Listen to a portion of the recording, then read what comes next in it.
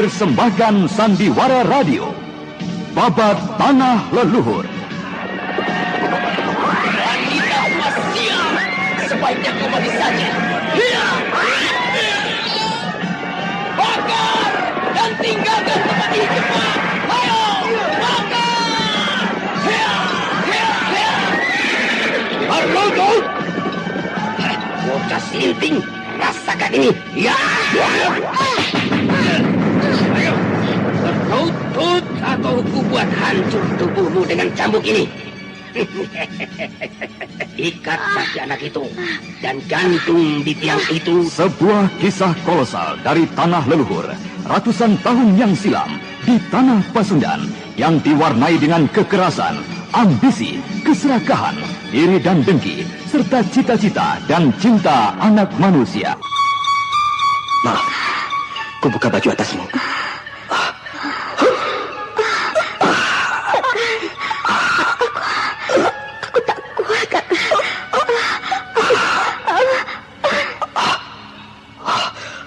Celaka. Tenagaku tak akan dapat kusalurkan dengan baik tanpa bantuan dari Anting sendiri yang terluka. Babat Tanah Leluhur.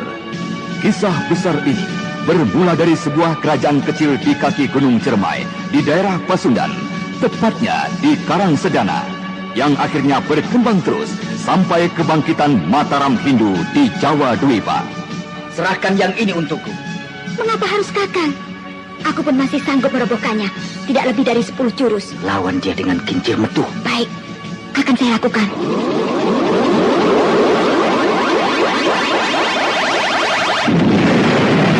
Hati-hati, Adi Lobalakar! Kau menghadapi Aji kincir metuh!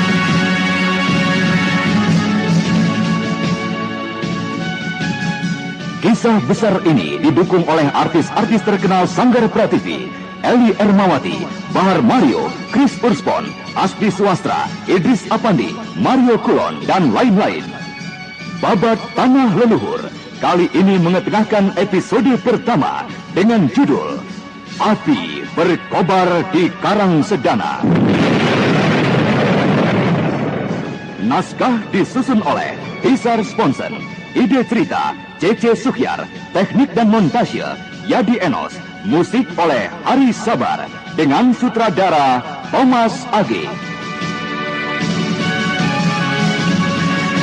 Dalam seri ke-21 ini didukung oleh Eli Ermawati sebagai Anting Wulan, Chris Urspon sebagai Raden Saka Palwaguna, Juni sebagai Rakosa Pala, Benny sebagai Made Ludira, dan pengantar cerita Lukman Tambose. Selamat menikmati.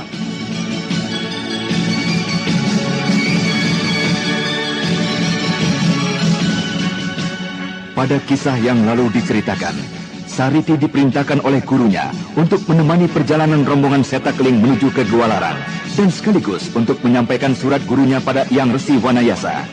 Sariti merasa terkejut ketika melihat kalung yang dikenakan Purbaya. Kalung itu adalah sebuah kalung khusus yang dikenakan oleh tingkatan tertinggi dalam perguruan pengemis tongkat merah. Sementara itu, Ki Suwanda menyarankan pada Prabu Jaya Suntana untuk menangguhkan dahulu usaha pengejaran pelarian dari istana Karangsedana. Dan pada akhir kisah yang lalu juga dikisahkan, Raden Saka Palwaguna dan Anting Wulan sedang mengadakan pengintaian salah seorang dari saudara seperguruannya yang mengadakan hubungan rahasia dengan seorang pendeta. Gimana Made Ludira? Aku mencari orang itu. Apakah dia sudah datang? Tuan Pendeta sudah datang. Saya sudah sejak tadi menunggu di sini. Sebaiknya kita bicara di tempat lain saja. Ayo, cepat. Ku tunggu kau di luar. Kenapa kalian semua diam saja? Ayo, teruskanlah permainan kalian.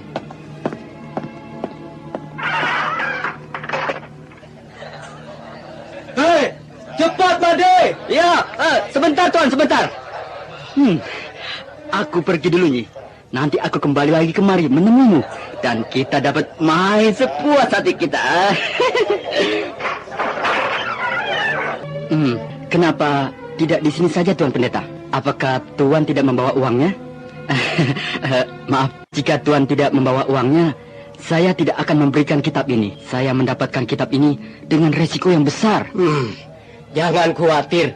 aku akan memberikan imbalan sesuai dengan yang kujanjikan. Tapi aku akan melihat dulu, apakah kau membawa barang yang benar-benar kubutuhkan, ha? Tuan dapat melihatnya nanti, Tuan. Ayo, kemana kita akan pergi? Itu, kita ke pinggir sungai kering di sana itu. Ayo. Anak bejat itu agaknya membawa kitab dari padepokan kita, Kakang. Iya, aku kira begitu. Kakang, tahukah Kakang siapa pendeta itu? Agaknya pendeta itu bukan dari biara di sekitar sini. Kau benar, Adi Wulan. Pendeta itu berasal dari tanah Jawa bagian tengah. Agaknya dia orang Mataram. Kau perhatikan ikat kepala yang dikenakannya. Lihat, Kakang. Mereka berhenti di pinggir sungai kering itu. Hati-hati, Adi Wulan. Jangan terlalu dekat. Kukira pendeta itu bukanlah orang sembarangan. Gunakan saja ilmu 4 arah pembeda gerak. Kita akan dapat mendengarkan semua pembicaraan mereka dari sini. Baik, Kakang.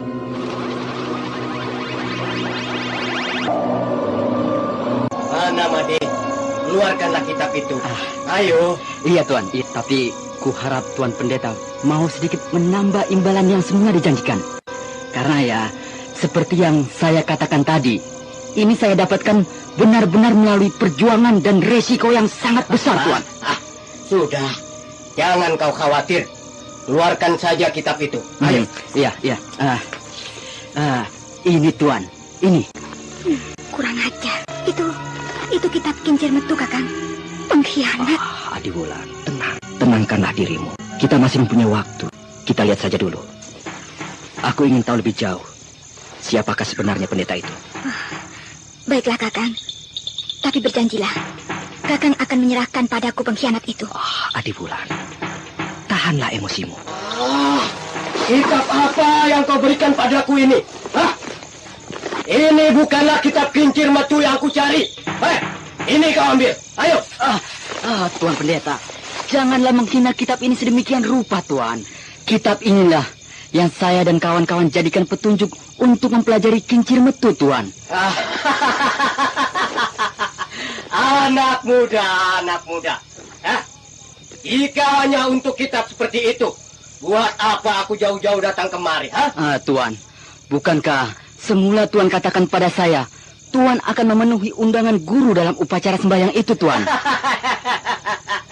Jadi kau pikir aku benar-benar akan ikut bersembahyang untuk keperluan Karangsedana?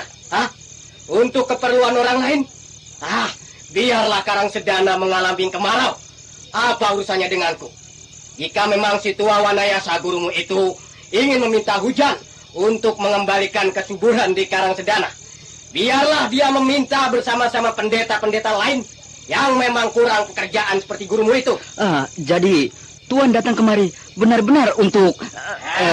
Dengar, Made. Kitab yang kau bawa ini tidak lebih dari salinan dasar dari ilmu kincir metu yang telah disederhanakan oleh si tua Wanayasa untuk murid-murid bodoh sepertimu. Kau selamanya tidak akan bisa jadi seorang yang tangguh jika kau mempelajari kitab seperti itu. Kau menghinaku, Tuan Pendeta. Janganlah Tuan ulangi perkataan-perkataan yang menyinggung seperti tadi, Tuan. Aku dapat berbuat apapun dengan Tuan di tempat yang sepi ini. Anak bodoh. Apa yang dapat kau berbuat denganku di tempat sepi? Meremukkan mulutmu yang lancang itu sudah pasti. Ini kau rasakan, Pendeta Lancang. Ayo. Lepaskan aku. Lepaskan tanganku. Lepaskan. Ayo. Pukul aku. Remukan mulutku, anak muda. Baik. Kau boleh ulangi lagi. Nah, ayo. Seranglah aku. Kali ini aku akan memuaskan hatimu. Ayo. Baik.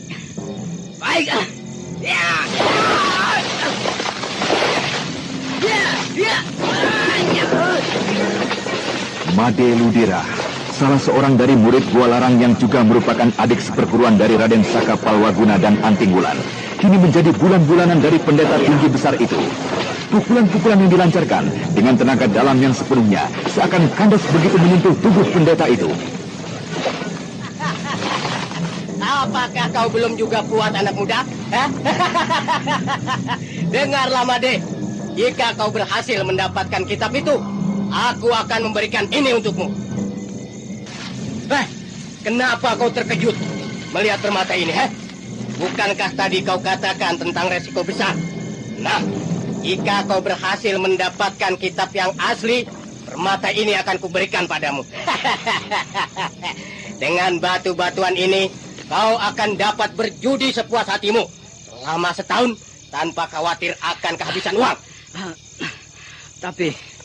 Tapi kitab yang kau maksudkan itu tak kutemui dalam ruang kitab yang aku jaga. Sudah pasti. Bukankah sudah kukatakan, kitab itu pasti disimpan langsung oleh si tua Wanayasa. Kau dapat mencarinya di dalam kamar gurumu itu. Ya, baiklah. Baiklah, Tuan Pendeta. Saya akan mencoba untuk mendapatkan kitab itu. Bagus anak muda. Tapi, jika saya sudah berhasil mendapatkannya, di mana saya segera dapat bertemu dengan Tuan? Kau datanglah ke tempat ini. Aku akan berada di sekitar sini.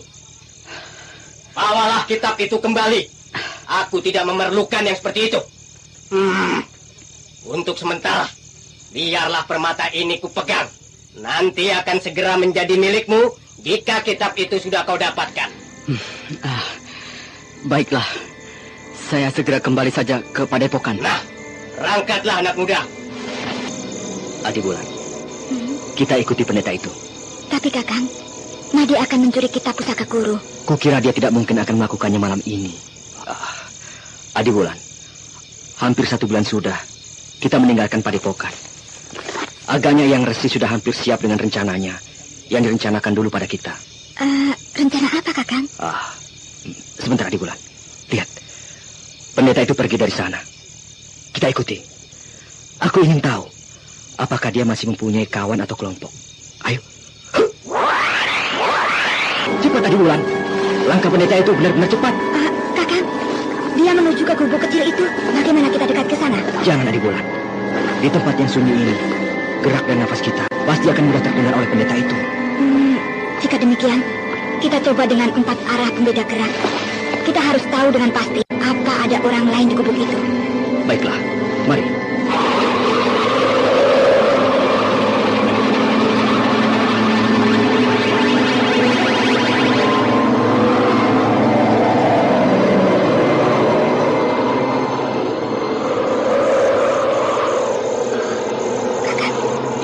Agaknya tidak ada seorang pun di tempat itu.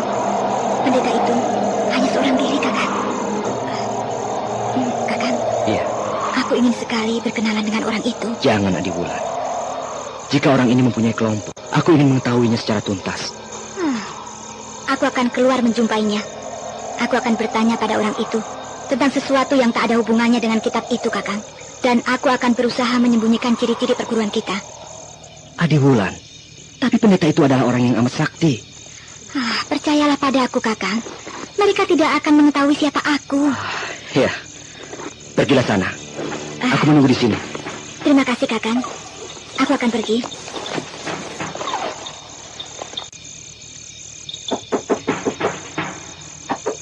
Kakang! Kakang Obe! Apakah Kakang di dalam? Hei! Siapakah kau anak manis? Mengapa kau malam-malam berkeliaran sampai ke tempat seperti ini? Saya sedang mencari suami saya. Saya adalah penduduk desa Dujung Sawah ini, Tuan. Mencari suamimu sampai ke sini? Berterus teranglah anak manis. Aku mencurigaimu. Lepaskan saya, Tuan. Lepaskan saya. Gadis manis dan cerdik, murid Padepokan Gualarang itu sudah menduga akan datangnya serangan dari pendeta tinggi besar yang bertujuan untuk membongkar kebohongannya. Akan tetapi, Anting Wulan segera mengendorkan seluruh saraf-saraf kekuatannya yang berisi cadangan kekuatan dalamnya. Oleh karena itu, Anting merasakan cekalan tangan pendeta itu. Apakah salah saya? Apa salah saya? Lepaskan saya. Saya tidak bersalah. Lepaskan. Lepaskan. Lepaskan saya. Ternyata kau benar-benar seekor kelinci yang tersasar mencari suami. Lepaskan saya. Sakit sekali. Sekarang tangan Tuhan. Dah, pergilah sana. Jangan ganggu aku. Tapi, apakah benar Tuhan tidak melihat suami saya? Apa suamimu itu kurang waras? Sampai-sampai kau paksa dia tinggal di rumah. Iya, benar Tuhan. Jika begitu, kenapa kau harus susah dan repot merawatnya? Tinggalkan saja laki-laki seperti itu. Kau dapat mencari ganti laki-laki lainnya. Tidak mungkin Tuan Pendeta. Saya begitu mencintainya. Saya tidak mungkin meninggalkannya. Dia ayah dari satu-satunya anak saya. Tuan Pendeta, apakah Tuhan dapat menolong menyembuhkannya? Jika Tuhan dapat menolongnya, saya akan mencarinya, dan besok atau lusa saya akan menyerahkan suami saya itu pada Tuhan. Aku tidak mempunyai banyak waktu, anak manis. Besok sore mungkin aku sudah tidak berada di sini. Malam ini aku sedang menunggu guruku. Guru Tuanku. Oh, tentu ia pandai menyembuhkan orang seperti suamiku. Sudahlah. Sudah cukup aku melayanimu, anak manis. Kau lihat, aku sudah mulai bosan dengan kehadiranmu. Ayo pergi. Baik, Tuhan.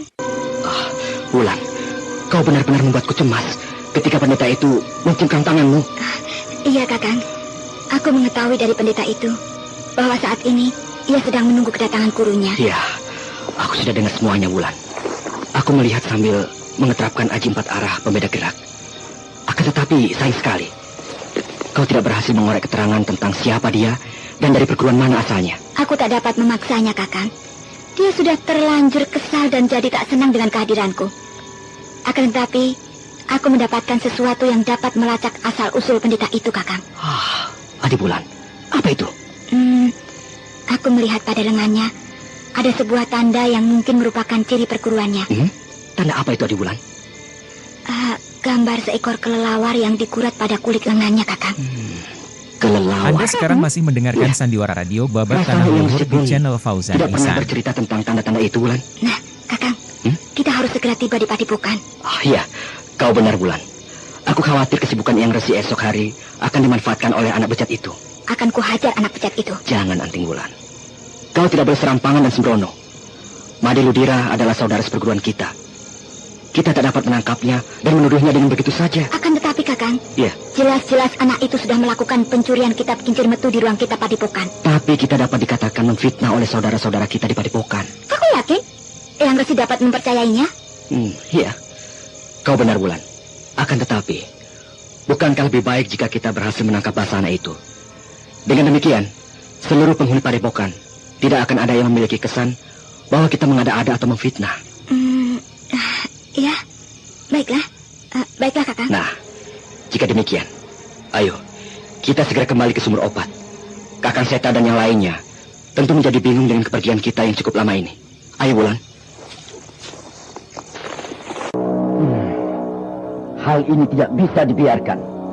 Benar-benar gila anak itu.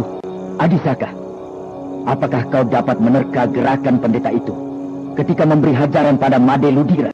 Tidak, Kakang Seta. Gerak yang dilakukan oleh orang itu hanya gerakan lumrah, akan tetapi berisi dengan kekuatan yang hebat. Menghadapi Made yang jauh tingkatannya, dia sedikit pun tidak mengeluarkan gerak ataupun jurus ciri perguruannya. Mudah-mudahan saja Eyang Resi mengetahui ciri yang kulihat di lengannya. Kukira gambar itu hanyalah sekedar guratan biasa yang sengaja dibuat, Adi Wulan. Sebab selama ini kita tak pernah tahu tentang tanda-tanda seperti itu. Iya, Eyang Resi memang tidak pernah bercerita tentang ciri-ciri perguruan yang seperti itu.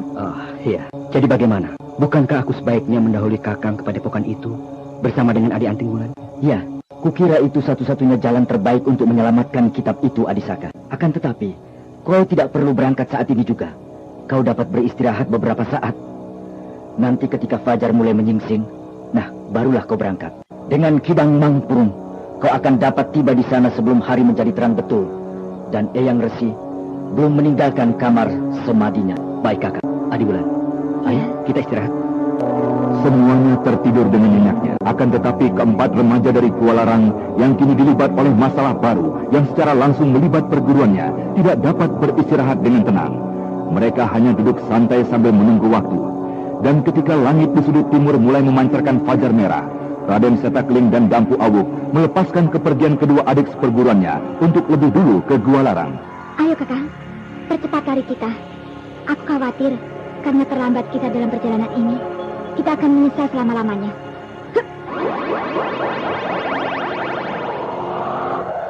Jangan khawatir Adi Wulan. Dengan Kidang Mangprung, kita akan tiba sebelum Eyang Resi keluar dari kamar semadinya. Akan tetapi, baiklah, kita percepat perjalanan ini. Tidak ada salahnya jika kita lebih cepat lagi. Hup!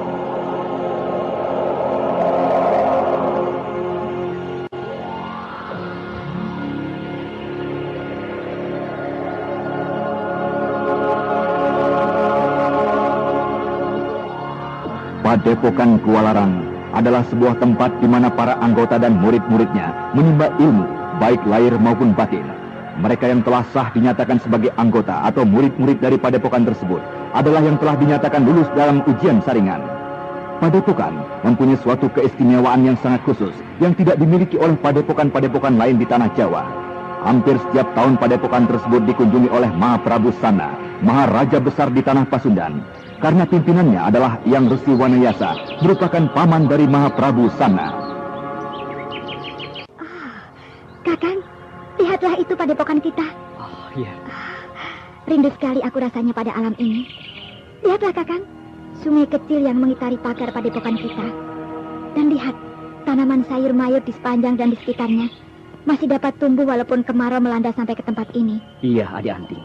Semua itu dikarenakan kurnia Dewata yang masih menghidupi 9 mata air dewa kita. Ayo Adi Wulan, kita temui Eyang Resi di kamarnya. Mari Kakang.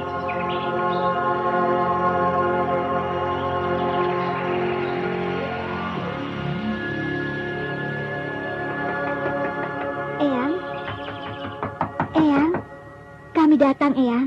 Oh, masuklah anak-anakku. Sembah dan rindu kami haturkan pada Eyang. Iya. Demikian pula dengan aku, Wulan. Perjalanan kalian yang cukup lama itu membuat kami semua di padepokan ini merasa rindu pada kalian. Tapi di manakah kedua kakangmu yang lain, Wulan? Guru, mereka masih berada di desa Sumur Opat bersama dengan beberapa orang yang akan menuju kemari. Kami berdua yang sudah rindu dan tak tahan lagi mendahului mereka yang berkuda, Yang. Iya. Siapakah orang-orang yang berada bersama dengan kedua saudaramu di Sumur Opat, Saka? Di antaranya adalah Tuanku Rara Angken dan Raden Purbaya yang berhasil kami temukan, Yang. Oh, iya. Rara Angken, permaisuri dari Aji Konda. Apa yang sebenarnya terjadi di Karangsedana? Oh, Samparangin juga ikut mencampuri persoalan muridnya. Benar, Guru. Kami berempat sangat kerepotan menghadapinya, Guru. Iya. Tapi, bukankah kau berhasil mengatasinya dengan barisan 4 kincir? Benar Eyang. Tapi bagaimana Eyang bisa tahu? Ya, karena satu-satunya kepandaian kalian yang dapat menghadapi tokoh setingkat denganku adalah dengan barisan 4 kincir itu. Eyang, sebenarnya seperti apakah tokoh pengemis parang pungkur itu? Kau bertemu dengan maksudku dengan si gila pungkur itu? Iya. Mungkin jika tidak ada pertolongan dari kakek itu, kami akan kerepotan menghadapi Ki Sampar Angin yang kembali mengejar dan bergabung dengan tokoh-tokoh dari Istana Karangsedana. Iya, Eyang. Sebenarnya, perjalanan kami cukup kami rahasiakan. Begitu pula dengan penyerangan mereka. Tapi kakek itu sudah mengetahuinya lebih dahulu. Ya, tentu saja. Dia akan dapat mengetahuinya. Dia adalah raja pengemis di seluruh Jawa dan Pasundan. Murid-muridnya berkeliaran di antara pengemis sungguhan di setiap wilayah. Jaringannya sangat luas dan rapi. Jadi kau tidak perlu heran jika dia mampu dan bisa mengetahui hampir setiap kejadian besar di tanah Jawa dan Pasundan. Tapi kenapa ia berkeliaran sampai kemari? Si tua gila itu biasanya berada di sekitar Mataram di Jawa. Oh ya? Mungkin pertanyaan Eyang itu sebentar lagi akan terjawab. Seorang muridnya ikut bersama rombongan kami. Dan menurutnya, ia hendak menyampaikan surat pada Eyang. Iya. Baiklah, kita tunggu saja anak itu. Mudah-mudahan si tua gila itu tidak datang pada saat upacara sembahyang nanti. Aku tentu akan merasa kewalahan dengan ulahnya yang pasti merepotkanku. Eyang, apakah orang itu dapat digolongkan dalam kelompok pendekar golongan putih? Oh, tentu saja, Wulan. Dia adalah seorang pendekar yang baik. Akan tetapi, kelakuannya yang agak brutal dan gemar menggoda orang dapat merepotkan aku. Bungkur. Dia itu sangat baik. Baik sekali padaku. Dan juga pada setiap orang? Iya, juga pada setiap orang. Memangnya kenapa? Ada apa, Wulan, hingga kau berkata demikian? Mereka membantu kami saat itu. Cuma karena ingin membalas budi kebaikan Raden Purbaya yang telah menolongnya, memberi makan, dan tidak merendahkannya yang saat itu sedang mengemis di tempat makan kami. Ya. Memang demikianlah tabiat Bungkur si tua gila itu. Kebetulan sekali ini kalian sudah selesai dengan tugas itu. Aku sangat memerlukan bantuan kalian nanti siang pada upacara sembahyang untuk memohon hujan. Apa yang dapat kami lakukan untuk membantu Eyang nanti? Begini. Nanti mungkin Paman Mujatis akan memberikan petunjuk. Aku kira yang harus kalian lakukan adalah melayani keperluan tamu-tamu kita yang sudah datang sejak kemarin sore. Dan yang mungkin akan berdatangan sebentar lagi. Nah, hari masih cukup pagi. Kalian dapat beristirahat dulu sejenak. Baik, Eyang. Kami pamit ke belakang.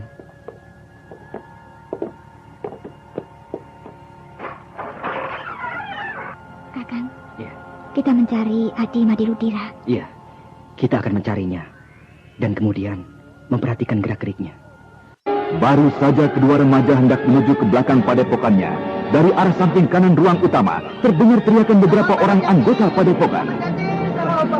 Ada apa? Kamu telah terjadi sesuatu. Ada apa? Pagi-pagi kau berteriak seperti orang gila. Celaka, Paman. Di kamar tamu kita kedapatan ada yang meninggal. Ada yang meninggal? Iya. Siapa yang meninggal? Seseorang pendeta tamu kita. Celaka. Bagaimana itu bisa terjadi? Saya tidak mengintip, Paman Gadis.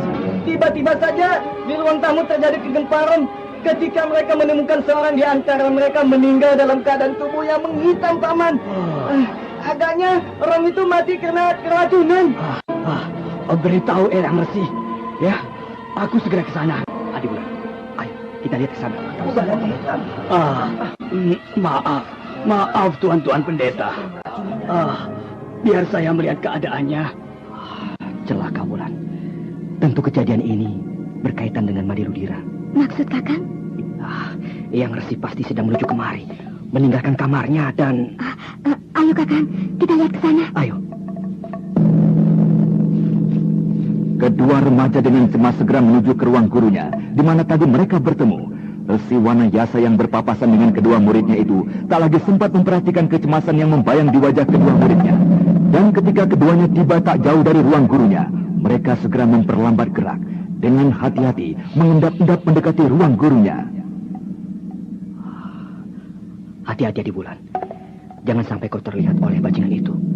Aku yakin ini semua ada ulahnya. Pasti Made akan mempergunakan waktu secepatnya pada saat semua dalam keadaan panik dan cemas seperti ini. Lihat, itu dia orangnya, Kakang. Licik sekali orang ini. Untuk kita segera dapat mencium niatnya. Lihat, Kakang. Made mendekati kamar Yang Resi. Bajingan. Sabar, Ranting Wulan. Kita tunggu. Ya, kita tunggu sebentar hingga masuk dan mengambil kitab itu.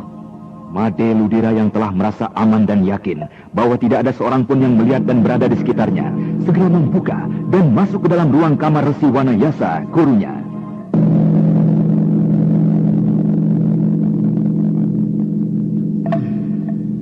Ya, pasti kitab itu diletakkan di peti ini.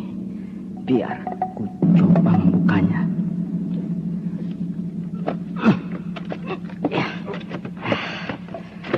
Iya. Ini ada beberapa buah kitab. Menurut pendeta itu, pasti inilah kitab yang dimaksud. Kepalang basah, sebaiknya ku ambil saja semuanya. 4 buah kitab ini. Ya. Ya, beres. Nah, aku harus segera meninggalkan padepokan ini, menukarkan kitab ini, dan segera pergi jauh dari sini. Agaknya tak ada seorang pun yang berada di sekitar kamar ini. Sebagaimana rencanaku semula, mereka semua berada di kamar tamu sial itu.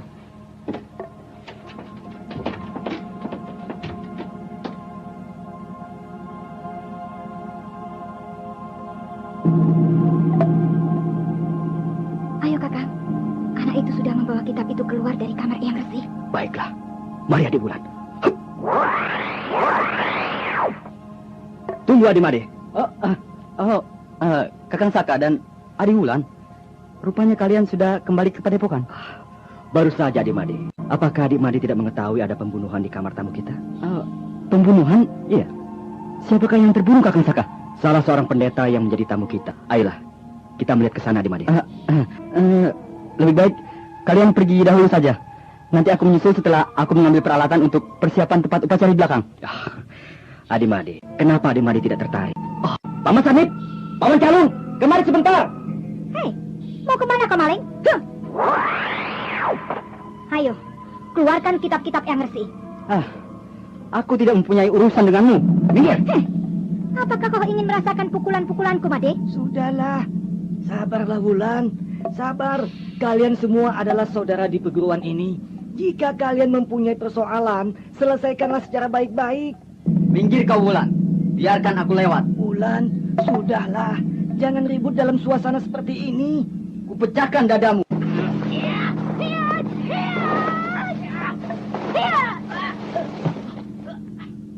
Berhenti! Anak gila. Ada apa kalian ribut dalam keadaan seperti ini? Guru, Wulan memukulku, Guru. Dia menghalang-halangi aku yang hendak pergi melihat kejadian di kamar tamu kita. Manusia busuk. Kau kira kau dapat lepas dari tanganku? Wulan, kenapa kau membuat keributan? Paman akan menyesal jika membiarkan anak setan ini pergi meninggalkan tempat ini. Ayo, keluarkan isi bajumu sebelum aku yang memaksanya. Made Ludira, ada apa denganmu? Apa yang telah kau lakukan? Saya akan jelaskan pada Paman semuanya. Nanti, Paman, jika kedua orang itu sudah tak ada lagi. Saka dan Wulan, kalian pergilah dari sini. Tinggalkan tempat ini. Baiklah. Saya akan segera meninggalkan tempat ini. Kau tidak akan kulepaskan, Made. Berhati-hatilah. Kau juga tinggalkan tempat ini, Adik Calung. Baiklah, Kakang Jatis. Nah, katakanlah padaku cepat, Made. Apakah kau sudah membuat suatu kesalahan? Iya, Paman. Kedua anak itu mencurigai aku, Paman. Dikiranya aku telah melakukan pencurian. Tapi apa yang kau sembunyikan di balik bajumu itu? Aku berhasil menemukan sebuah benda berharga dan mereka berniat hendak merampasnya, Paman. Inilah, lihat. Iya. Made Ludira memasukkan tangannya ke balik bajunya untuk mengambil dan menunjukkan sesuatu yang berharga pada Paman. Jatis yang merupakan gurunya mendekat. Ia merasa penasaran ingin mengetahui sesuatu yang menjadi bahan pertengkaran antara Made Ludira, Anting Wulan dan Saka Palwaguna. Akan tetapi, ketika tangan itu dikeluarkan dari balik sakunya, Made mengayunkan tangannya ke wajah Mbah Jatis. Anda sekarang masih mendengarkan Sandiwara Radio Babat Tanah Leluhur di channel Fauzan Ihsan. Mau lari kemana kau bocah sesat? Kakang Saka, serahkan manusia bejat ini padaku. Dan lihat keadaan Paman Jatis. Minggir! Agaknya tidak perlu kau diberi hati lagi, anjing bejat. Ayo, bangun manusia busuk, manusia bejat, bangun! Hai, tahan anakku Wulan. Apa yang terjadi? Sampai kau menurunkan tangan sekejam itu pada saudaramu sendiri. Eyang, Made Ludira telah membuat suatu kesalahan besar yang tidak mungkin seisi padepokan ini bisa memaafkannya. Apa yang telah dilakukan anak itu? Itu, Eyang dapat melihatnya sendiri. Apa yang terjadi dengan Paman Jatis dan apa yang sekarang disembunyikan oleh bajingan ini di balik bajunya. Made Ludira, itu namamu bukan? Benar, Eyang. Saya Made Ludira. Apa yang sudah kau lakukan, anakku? Saya menemukan ini, Eyang. Made Ludira yang sudah semakin terpojok dan putus asa, tidak melihat jalan lagi untuk menyelamatkan diri. Maka pemuda itu segera memasukkan tangannya ke balik bajunya, mengambil bubuk racun yang didapatnya dari pendeta tinggi besar di desa Sumur Opat. Akan tetapi, serangan yang kali ini dilakukan pada Resi Wanayasa, yang merupakan maha guru dari Padepokan Gualarang, yang baru saja berhasil menguasai Aji Kincir Metu tingkat ke-9. Awas, Eyang! Bubuk beracun! Bubuk beracun. Berbahaya sekali jika kusipak. Banyak anak-anak muridku di sekeliling arena ini. Maha guru dari Padepokan Gualarang itu kemudian menghisap bubuk yang bertebaran di sekitarnya. Bubuk beracun itu pun tampak seperti berlomba masuk ke dalam mulut dari Resi Wanayasa. Dan segera setelah udara di sekitarnya menjadi bersih, Resi yang arif itu pun segera melenting melompat menjauhi murid-muridnya dan mengeluarkan bubuk yang dihisapnya tadi.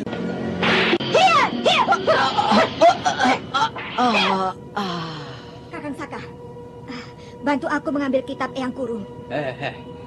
Apa sebenarnya yang telah terjadi dengan anak itu, Wulan? Sebentar, Eyang. Eyang akan segera tahu. Kakang, bawa kemari kitab itu. Ini, Eyang. Kitab-kitab yang dicuri Made. Oh, Kincir Metu. Dan, kitab-kitab perguruan Gualarang. Oh, iya. Jadi anak itu telah memasuki kamarku dan mengambil kitab-kitab ini. Mana anak kurang ajar itu? Hei, Jatis, kemarilah kau. Kakang Wanayasa. Anak itu sudah berbuat kegilaan padaku, Kakang. Ya, anak itu telah membuat kesalahan pada seluruh isi padepokan ini. Pada seluruh isi padepokan? Ya. Apa maksud Kakang? Made Ludira mencoba untuk membawa keluar kitab-kitab ini. Ia telah berani memasuki kamarku dan mengambil kitab-kitab perguruan kita. Jadi anak itu benar-benar pencuri busuk. Bahkan dia adalah pembunuh licik. Apa maksudmu, Wulan? Untuk berhasil memasuki kamar Eyang, ia memancing semua isi padepokan ini, termasuk Eyang, untuk menjauhi dan meninggalkan kamar ini. Kau jangan menuduh sembarangan, Wulan. Anak itu memang telah melakukan kesalahan besar, mencuri kitab perguruan kita. Tapi kau tidak dapat menjatuhkan tuduhan seenaknya. Belum tentu anak itu yang melakukan pembunuhan pada tamu kita. Paman, kedatangan saya yang mendahului Kakang Seta dan Kakang Awu adalah guna membongkar kebusukan anak itu. Ya, marilah Jatis. Dan kalian berdua ikut ke kamarku. Kita bicarakan semua itu di dalam sana. Baik, Kakang. Saya akan menyusul nanti setelah memberi sedikit pengarahan untuk penyelenggaraan mayat itu. Masuk dan duduklah di sini, Jatis. Kita akan segera mendengarkan cerita dari kedua anak kita ini. Ayolah, Saka, berceritalah kau. Bukankah kau juga mengetahui semua masalah ini? Benar, Eyang. Sesungguhnya lah, saya mengetahui niat buruk dari Made Ludira itu. Akan tetapi, saya tak dapat datang dan menuduh dengan begitu saja. Saya bermaksud akan menangkap basah Made Ludira. Malam itu, Ketika saya baru saja tiba di desa Sumur Opat, saya melihat Made berjalan sambil memeluk sebuah bungkusan kain kecil. Setelah mendapat izin dari Kakang Seta Keling, kami berdua kemudian mengikuti Made yang mencurigakan itu, Eyang. Kemudian Saka Palwaguna menceritakan semua pengalamannya ketika mengintai perbuatan Made di desa Sumur Opat, dan kemudian mengintai pendeta tinggi besar yang ditemui Anting Wulan, sampai pada guratan gambar kelelawar di lengan pendeta itu. Jika kau memang mengetahui rencana dari anak busuk itu, mengapa kau tidak menceritakannya pada kami hingga terjadi kejadian yang fatal seperti ini? Kakang, dengan demikian kedua anak ini juga turut bersalah. Paman Catis, jika kami datang dan menuduh atau bahkan menangkap anak itu, tentu kami akan disalahkan seisi padepokan ini. Dan kami berdua akan dianggap memfitnah. Ya, tapi dengan caramu itu, jadi berakibat seperti ini. Kau dapat melaporkan perbuatan anak itu padaku, dan aku sebagai pengasuhnya yang langsung akan mempertimbangkan hal itu. Mana mungkin hal itu dapat terjadi, Paman Catis? Saya tak dapat menang jika tanpa bukti. Peristiwa tadi saja dapat dijadikan contoh. Made yang saat itu sudah tertangkap basah oleh saya, jelas-jelas sudah terbukti. Saya masih tak dapat berbicara banyak. Paman menyingkirkan saya. Sudahlah Jatis. Sudahlah Wulan. Kita memang tidak dapat menolak apapun yang telah digariskan oleh Dewata. Pembunuhan itu agaknya memang sudah harus terjadi. Sekarang yang justru menjadi masalah adalah kehadiran tokoh yang benar-benar amat merisaukan hatiku. Eyang, siapakah mereka itu? Apakah Eyang dapat mengetahui ciri-ciri orang itu dari gambar kelelawar yang berada di lengannya? Saat itu kira-kira 30 tahun yang lalu. Pamanmu Jatis juga belum masuk ke perguruannya. Perguruan kami, yaitu Cakrabuana. Ya, Cakrabuana. Saat itu hiduplah seorang tokoh yang amat puas dan ganas. Tak ada seorang pun yang dapat mengatasi kesaktiannya.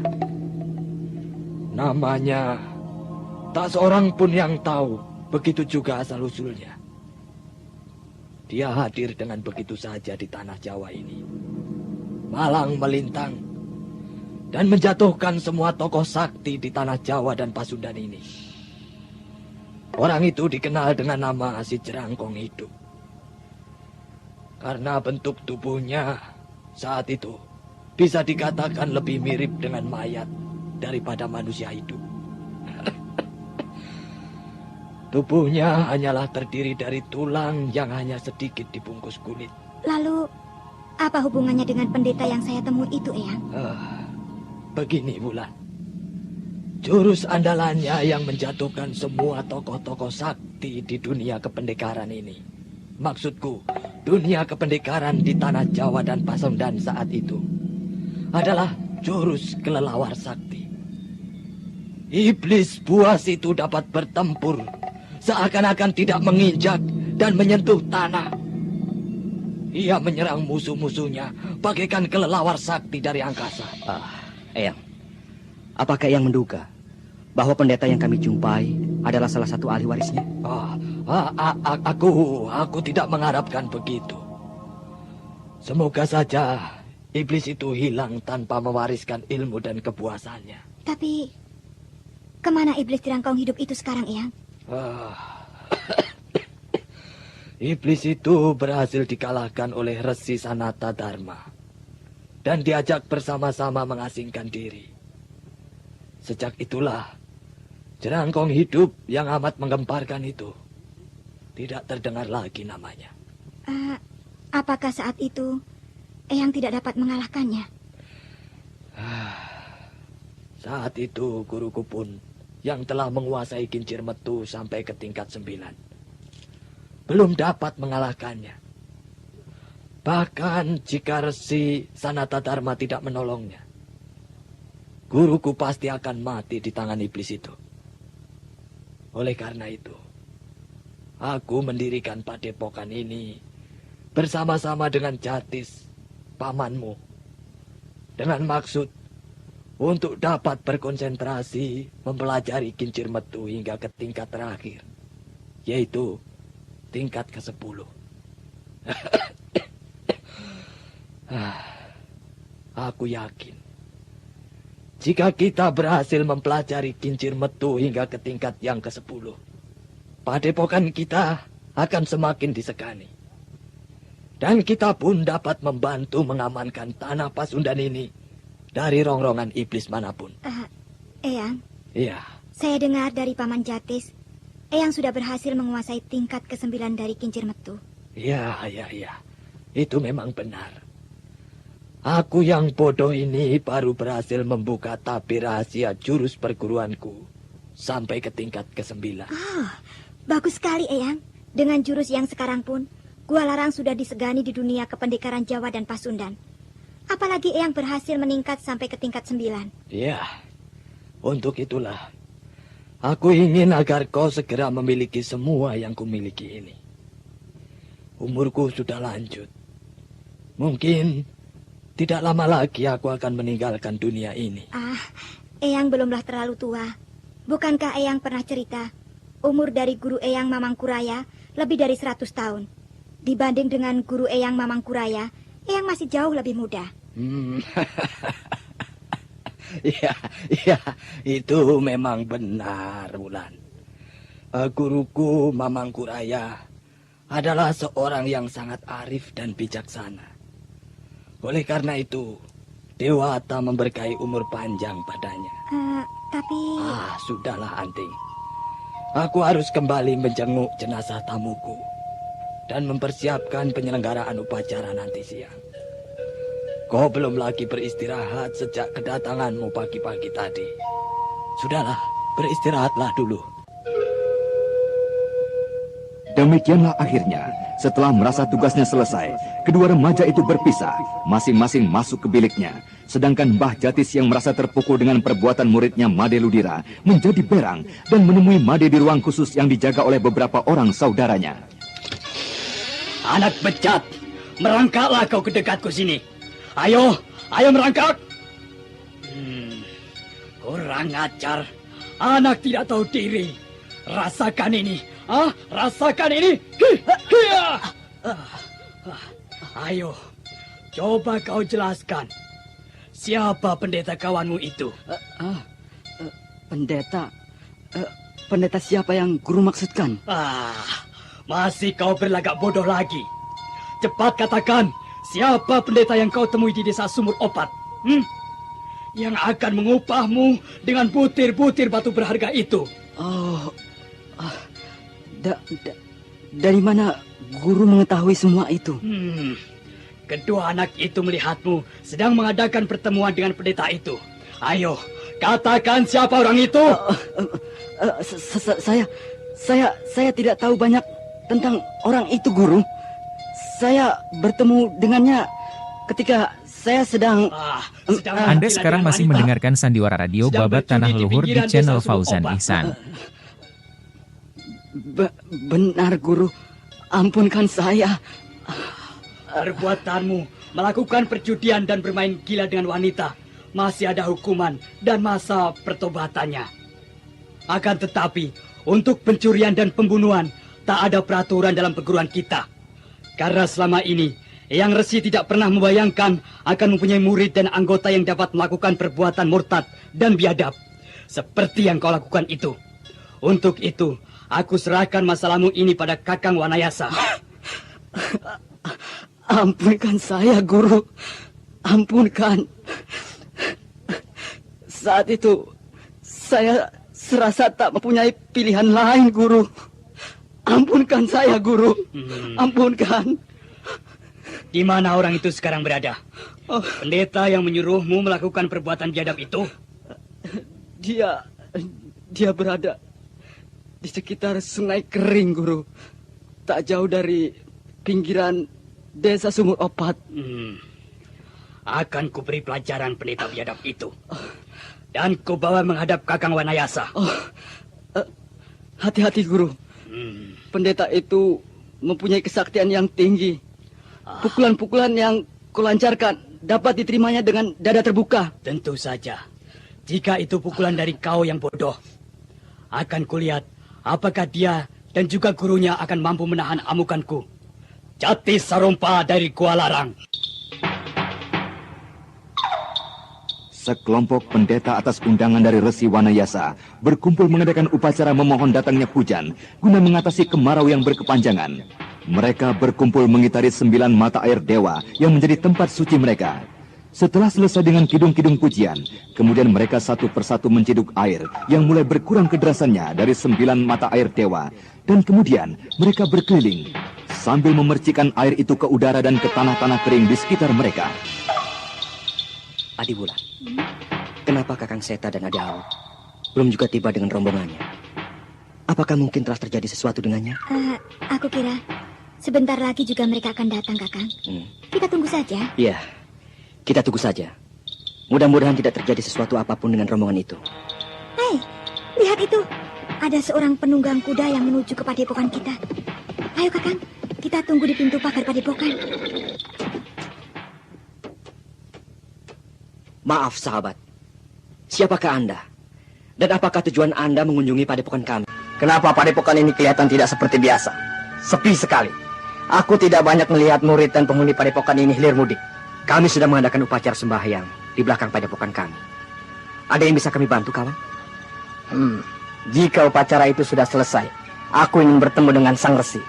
Aku datang membawa pesan dari Mahaprabu sana, dari Galuh. Kalau begitu, mari silahkan masuk dan menunggu sebentar di dalam. Baiklah. Hea.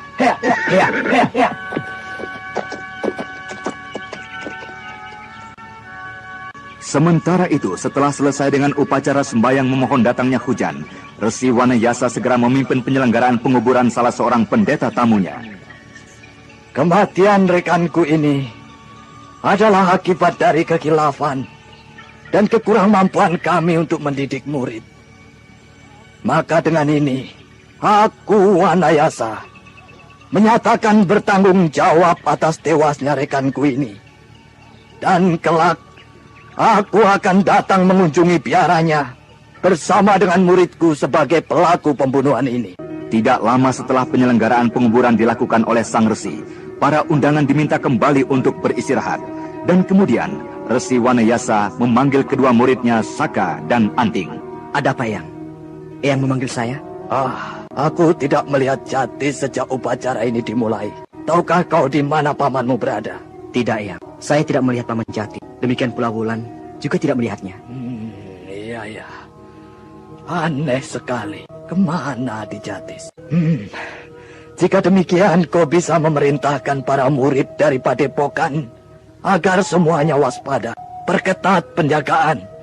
Aku khawatir jika kita kedatangan tamu yang tidak diundang, yang akan menyusahkan kita. Eyang, hari ini kita kedatangan seorang tamu khusus dari Galuh. Dari Galuh? Iya. Siapakah dia? Utusan dari kerajaan Galuh, dari Mahaprabu sana. Oh iya, dari sana, kemenakanku.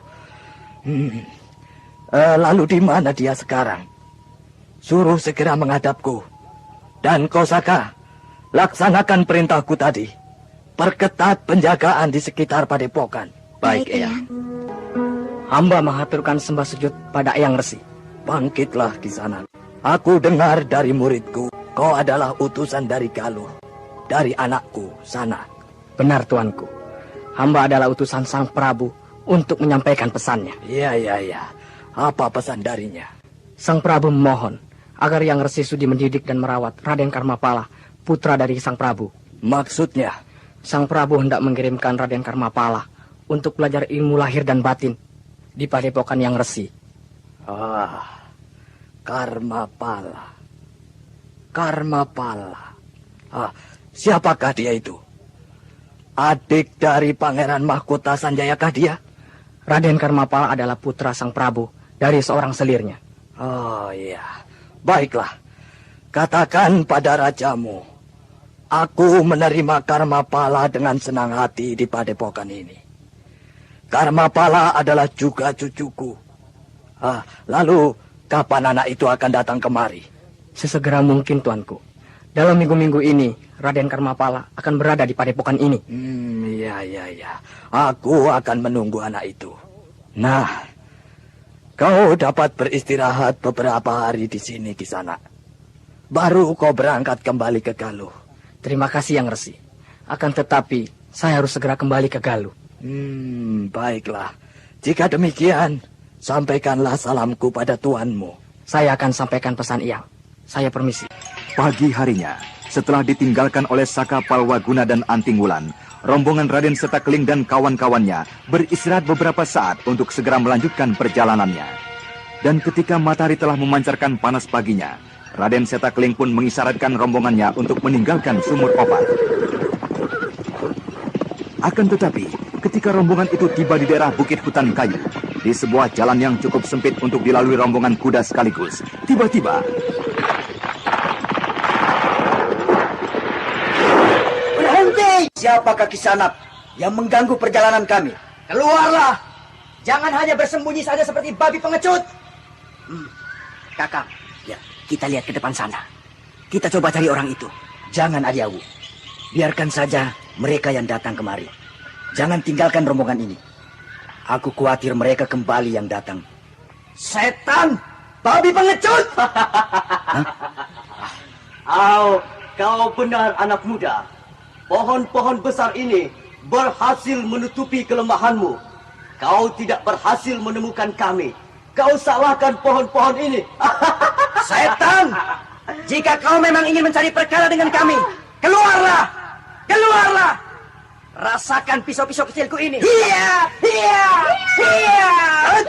Dampu Auk yang menjadi penasaran dengan orang yang mencari perkara dengannya, segera melemparkan pisaunya ke arah di mana suara itu berasal.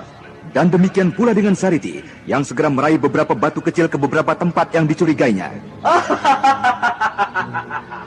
Sia-sia saja seranganmu anak muda. Pengemis cantik, seranganmu bisa kuhargai arahnya. Ayo Rakosa, kita temui mereka.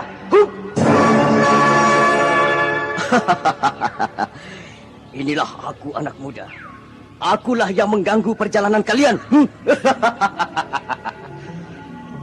Hei, siapakah kalian berdua? Dan apakah maksud kalian mengganggu perjalanan kami? Kau benar, Rakosa. Agaknya mereka berdua adalah murid-murid dari Gua Larang. Saya semakin pasti ketika melihat arah perjalanannya. Kakak, ya. Agaknya salah satu dari mereka adalah pendeta maling itu. Tuan Pendeta, menyingkirlah dari hadapan kami. Dan biarkanlah kami melanjutkan perjalanan kami. Guru, serahkanlah mereka semua pada saya. Saya akan mencoba mengurus anak-anak sombong dari Gua Larang ini. Silahkan Rakosa. Tapi hati-hatilah. Mereka kelihatannya cukup tangguh. Jangan khawatir, Guru. Aku akan mencoba menjinakkannya. Anak-anak muda, dengarlah. Aku sengaja menghadang di sini ketika aku melihat dan mencurigai kalian pagi tadi di sumur opat. Apa maksudmu? Aku mencurigaimu adalah anak murid dari Gua Larang. Ya, memang aku dan saudaraku ini adalah murid dari Padepokan Gua Larang. Lalu apa maksudmu menghadang kami di sini? Aku akan mencoba dan membuktikan sendiri kehebatan dari Kincir Metu. Dan sekaligus saat ini, aku akan menyatakan pada dunia kependekaran Pasundan dan Jawa bahwa Kincir Metu bukanlah termasuk dalam jajaran ilmu kelas 1. Justru saat ini, aku akan membuktikannya sendiri bahwa Kincir Metu bukanlah apa-apa bagiku. Jika demikian, apa maksudmu menghendaki kitab Kincir Metu? Hei, bagaimana bocah itu bisa mengetahui itu, Rakosa? Saya juga tidak mengerti, Guru. Lihat kakak, Nyai. Kedua pencuri itu kini saling ribut sendiri. Bocah-bocah gila. Agaknya kalian telah mendapat bisikan dari setan tentang maksud kedatanganku kemari. Baiklah. Kuakui kedatanganku kemari memang untuk mengambil kitab itu dari padepokanmu. Pendeta Edan, kau kira untuk mengambil kitab dari padepokan kami semudah mengambil jagung di kebun petani? Rakosa Pala, beri ajaran mereka. Baik, Guru. Pendeta tinggi besar yang dipanggil dengan nama Rakosapala menggeram hebat. Beberapa saat kemudian, jubah panjang yang dikenakannya menggelembung besar, berisikan dengan kekuatan yang amat dahsyat. Dan kemudian, dengan menghentakkan tongkat besar yang dipegangnya, tubuhnya melayang naik ke angkasa. Iya, Hati-hati Adiawu. Layani dia dengan kincir ngapung. Iya, jangan khawatir kakak. Agaknya benar. Gambar yang di lengannya merupakan ciri dari perguruannya. Ingatlah kakak, gerak dari pendeta itu. Serangan-serangan yang dilancarkan dari udara mirip dengan gerak kelelawar. Iya. Oh benar Nyai.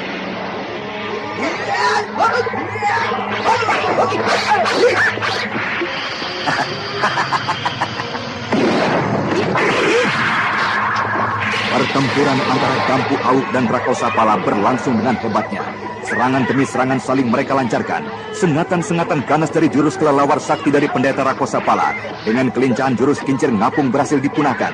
Dan demikian pula, kincir ngapung pun hingga saat ini belum dapat mendesak kelelawar sakti. Anak bodoh, benar-benar membuat malu. Ayo, majulah kau bersama-sama. Hadapi aku Girinda sana.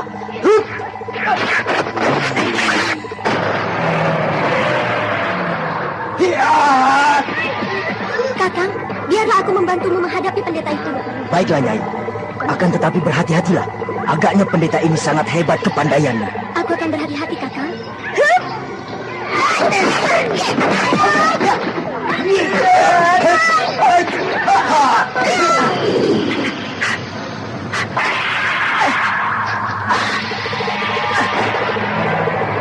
Kenapa berhenti, Tuan Pendeta? Apakah kau mengaku kalah dan bersedia untuk menyingkir? Aku Girinda sana mengaku kalah pada kalian. Benar-benar keterlaluan. Pengemis kecil, katakan, apa hubunganmu dengan si tua gila Parang Pungkur? Aku adalah muridnya. Murid dari perguruan pengemis tongkat merah. Jika begitu, menyingkirlah kau. Aku tidak ada urusan denganmu. Aku berada di tengah-tengah rombongan ini justru karena perintah guruku. Bagaimana mungkin aku menyingkir? Anak gila. Jika memang kau tidak mau menyingkir, jangan salahkan aku jika kau tidak dapat mengemis lagi. Hah, kaulah yang sebaiknya menyingkir, Tuan Pendeta. 5 tahun yang lalu, boleh aku merasa takut dengan nama besar perkumpulan tongkat merahmu dan gua larang. Tapi saat ini, sekalipun kalian memusuhiku, aku tidak gentar sedikit pun. Ayo, bersiaplah kalian. Aku akan membuat kalian pulang dengan anggota tubuh yang tidak lagi lengkap.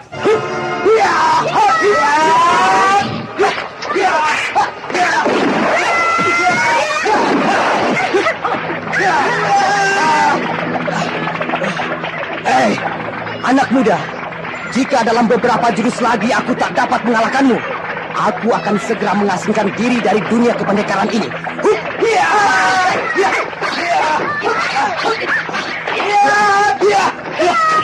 Demikianlah pertempuran pun kini menjadi 2 arena. Dampu Awuk dengan Rakosapala, Raden Setakling bersama dengan pengemis wanita murid dari Parang Pungkur melawan pendeta Girinda sana. Angin pukulan yang berbahaya dan juga menerbangkan batu-batu itu membuat Rara Angker, Raden Purbaya dan Cempaka menyingkir jauh dari arena.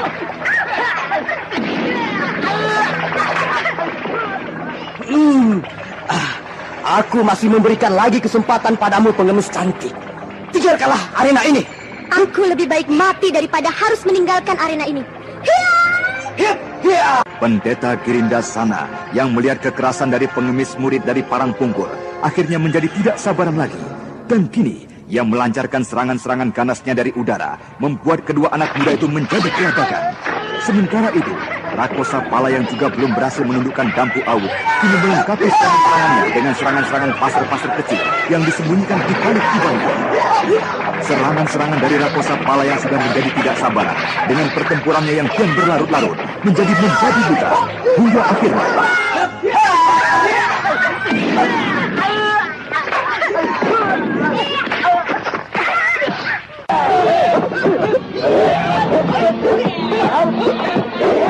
Dampu Awuk yang melihat serangan-serangan pasar yang berhasil dielakkan mengenai Rara Angker menjadi semakin kalah, kemudian membalas serangan-serangan dari Rakosapala tanpa memperhitungkan lagi pertahanan dan keselamatannya sendiri. Untuk itulah, serangan-serangannya kini semakin menjadi berbahaya dan mendesak Rakosapala. Sementara itu di arena lain, Raden Setakling dan murid dari Parang Pungkur terdesak hebat oleh serangan dari pendeta Girinda sana.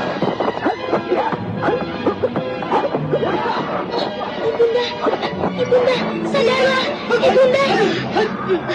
Agaknya ibumu pingsan akibat serangan dari racun pada pasir itu, Raden. Bibi Cempaka, apa yang harus aku lakukan? Maaf, Raden. Bibi pun tak tahu apa yang sebaiknya kita lakukan. Apa sebaiknya aku cabut saja pasar ini, Bi? Bibi tidak tahu, Raden. Biar akan cabut saja pasar ini. Lihatlah, Bi, di sekitar dengan ibunda yang tercampur pasar itu kelihatan menjadi hangus dan hitam. Pasar ini berbahaya, Bi. Iya, cabutlah, Raden, jika begitu. Baiklah. Aduh, Bunda, sadarlah, Bunda. Tubuh ibumu panas sekali, Raden. Akan coba untuk mengeluarkan racun itu dari minyak di sekitar lukanya yang menghitam. Lakukan terus, Bi. Lihat, darah yang menghitam itu keluar. Tentulah itu darah yang telah mengandung racun. Terus, Bibi Cempaka.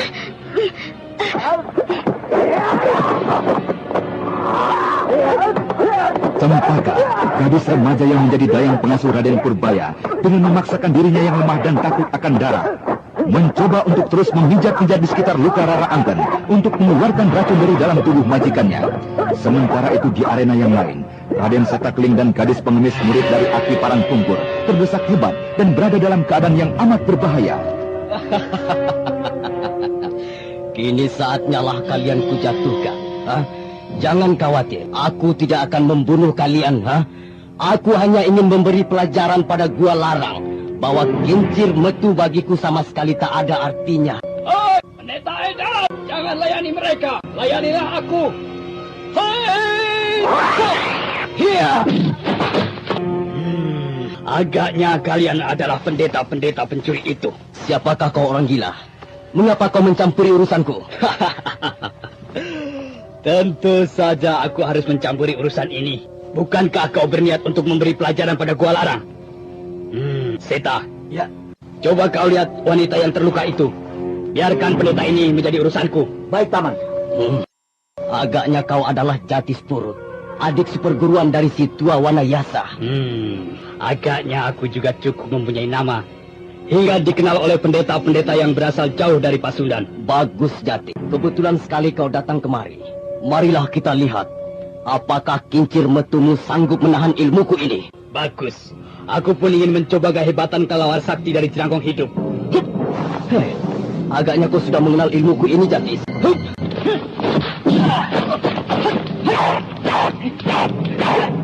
Mbah Jatis, adik perguruan dari Resi Wanayasa, bukanlah seorang resi yang saleh sebagaimana kakaknya Resi Wanayasa. Jatis Purut, saudara dari pimpinan padepokan Gua Larang itu, adalah seorang ahli ilmu tangan kosong yang hebat dan telah menguasai kincir metu sampai ke tingkat ke-8. Satu tingkat di atas Raden Setakling. Jatis Purut yang juga merupakan mahaguru dari padepokan Gua Larang, akhirnya dengan menerapkan aji kincir metu tingkat ke-8 berhasil menekan pendeta Girindasana.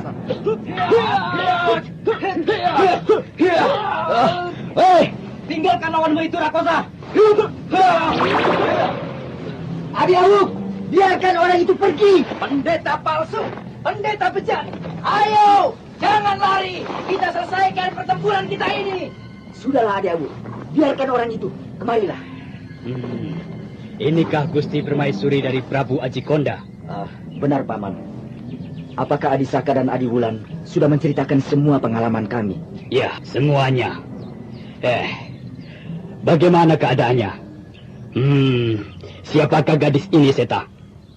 Saya adalah Sariti, Paman. Murid kakek Pungkur dari perguruan pengemis. Oh, bagaimana keadaannya, Sariti?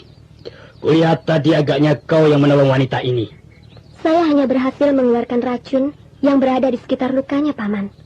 Sesampainya di Gua Larang, Mbah Jatis lalu menyerahkan Rara Angken yang sudah berada dalam keadaan tak sadarkan diri pada Resi Wanayasa.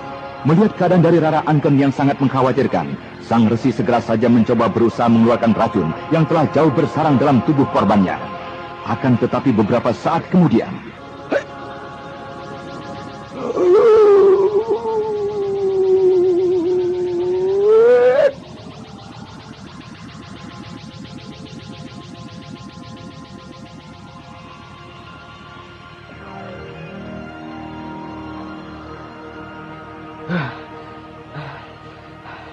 Racunnya telah jauh Anda masuk sekarang ke dalam masih mendengarkan bagian-bagian Sandiwara yang Radio berbahaya. Babat Tanah Leluhur di channel Fauzan Amat sulit Ihsan. sekali untuk menolongnya.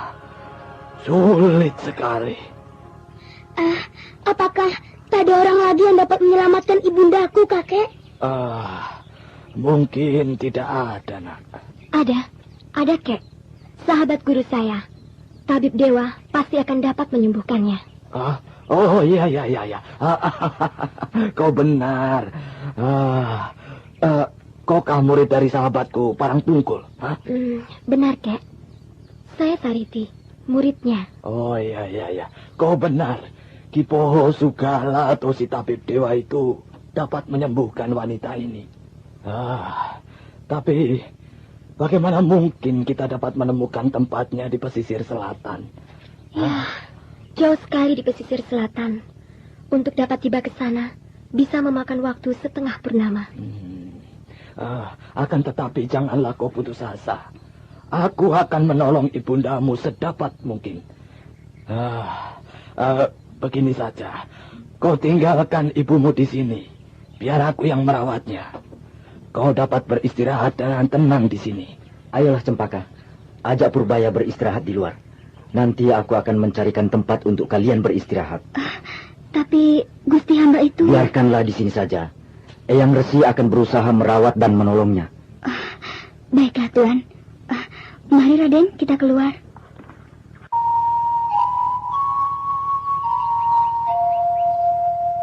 Tempat ini menarik sekali sebenarnya, Raden. Lihatlah, halaman yang luas di samping kamar ini. Lihatlah itu, undak-undakan rumput yang indah. Agaknya tak kalah dengan taman di Istana Karasendana. Dan coba Raden, lihat di sebelah sana itu. Air terjun jatuh ke atas undak-undakan batu itu. Pecah berderai di setiap undakan batu. Bukankah indah sekali, Raden? Ya, tempat ini memang indah, Bibi Cempaka. Tapi kita ke sana saja.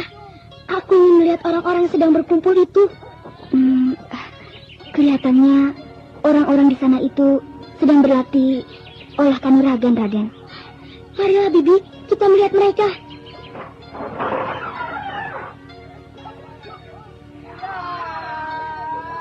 Bibi, aku ingin sekali mempelajari ilmu kepandaian seperti itu.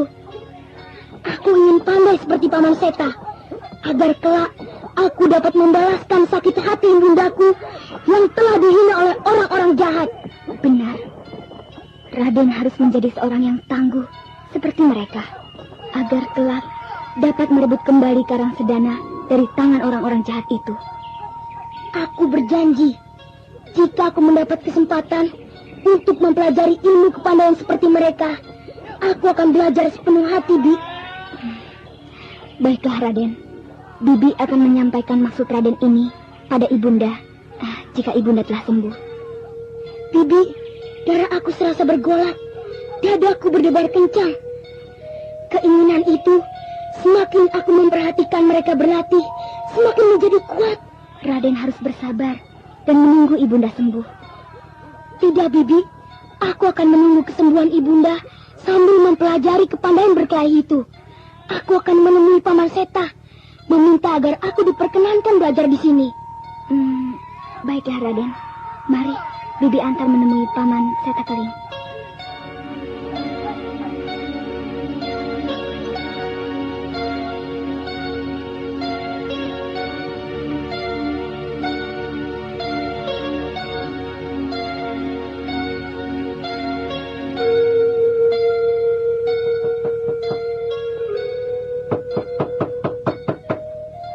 Siapa? Saya, Tuan. Cempaka. Oh, kau Cempaka. Dan kau, Raden? Ada sesuatu yang dapat saya bantu? Tuan, majikan saya, Raden Purbaya, berniat hendak mempelajari ilmu olah kanuragan. Oh, ya? Saya berharap agar Tuan dapat menolongnya. Bagus. Bagus sekali, Raden. Tapi apakah itu tidak tergesa-gesa? Raden pasti akan mempelajari ilmu tersebut, tapi tentu tidak saat ini. Raden masih akan menunggu dan melihat perkembangan dari kesehatan Ibunda Raden. Bukankah Raden akan tinggal di sini dalam waktu yang lama? Paman Seta benar. Tapi entahlah Paman, saya tidak dapat menahan lagi gejolak dalam dada saya yang menuntut untuk mempelajari ilmu itu. Aku hargai semangatmu, Raden.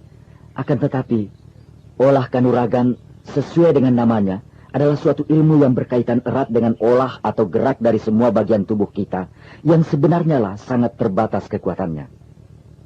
Nah, untuk dapat menguasai ilmu itu dengan baik, kita harus mempelajari ilmu itu dengan baik secara berurut dari dasar dengan amat teratur. Raden tidak bisa mempelajari ilmu itu dengan tergesa dan dipengaruhi oleh kekalutan emosi dan dendam. Iya Paman Seta, saya akan mencoba untuk melakukan semua yang Paman katakan. Tapi, apakah saya dapat segera memulainya, segera mempelajarinya, sementara saya menunggu kesembuhan dari Ibunda? Tapi apakah Raden tidak meminta izin dari Ibunda Raden dulu? Sudah, Paman. Ibunda sudah memberikan saya izin untuk mempelajari ilmu kepandaian berkelahi itu. Ibunda saya menghendaki saya dapat menjadi pemuda yang tangguh seperti Paman Seta. Baiklah, jika demikian, aku akan menyampaikan semua keinginanmu itu pada Eyang Resi. Kau beristirahatlah. Nanti aku akan memberi kabar padamu. Terima kasih, Paman Seta. Mari, Bibi Cempaka, kita kembali ke kamar untuk beristirahat.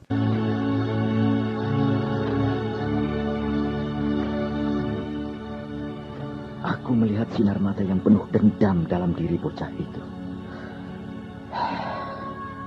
Agaknya penghinaan yang diterimanya dalam beberapa hari ini benar-benar telah menggoncangkan jiwanya. Ya, aku akan menyampaikan permintaan anak itu pada Eyang Resi.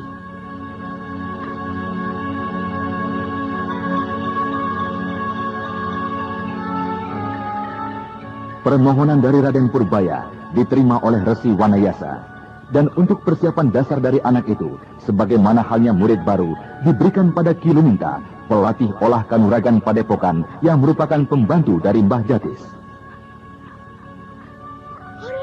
Bibi, besok aku sudah dapat mempelajari ilmu kepandaian itu. Terima kasih, Paman Seta. Saya berjanji akan mentaati semua petuah dan peraturan yang ada di Padepokan ini. Bagus. Aku pun berharap kau akan menjadi murid utama dari Padepokan ini.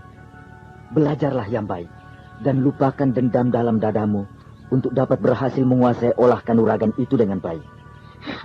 Saya akan mentaati semua kata-kata Paman. Nah, ingatlah. Besok sebelum matahari terbit, kau sudah harus siap untuk berlatih. Paman Luminta akan menjemputmu di sini. Mengerti? Mengerti, Paman. Saya akan bersiap pagi-pagi sekali sebelum Paman Luminta tiba. Bagus. Nah, teruskanlah istirahatmu. Sebentar lagi, kau akan diberitahukan untuk makan bersama-sama di ruang makan. Baik, Paman.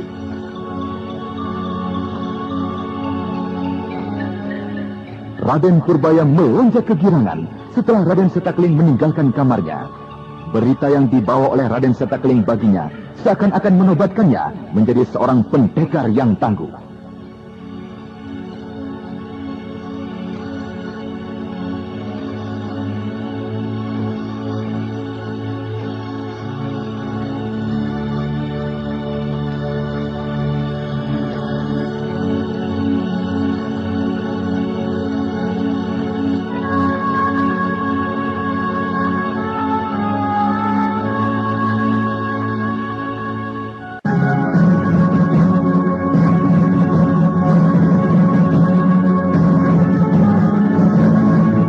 Demikianlah, keesokan harinya ketika fajar belum lagi menyingsing, Raden Purbaya telah siap dengan semangat tinggi untuk segera mempelajari jurus-jurus ilmu kesaktian yang kelak akan dipergunakannya untuk membalaskan dendam ibundanya. Nah, para pendengar sekalian, apakah benar Raden Purbaya akan segera menerima jurus-jurus ilmu seperti yang dibayangkannya? Apakah Rara Angket ibundanya dapat diselamatkan dari serangan racun? Dan kemudian, apakah isi surat dari Parang Pungkur yang dibawa oleh muridnya Sarigi? Untuk mengetahui jawabannya, ikutilah kisah Babat Tanah Leluhur yang dipersembahkan oleh Prokol, obat flu andalan, dan Endostop, obat sakit perut terlengkap dengan khasiat rangkap, bersama Teater Sanggar Cerita di radio kesayangan Anda. Sampai jumpa.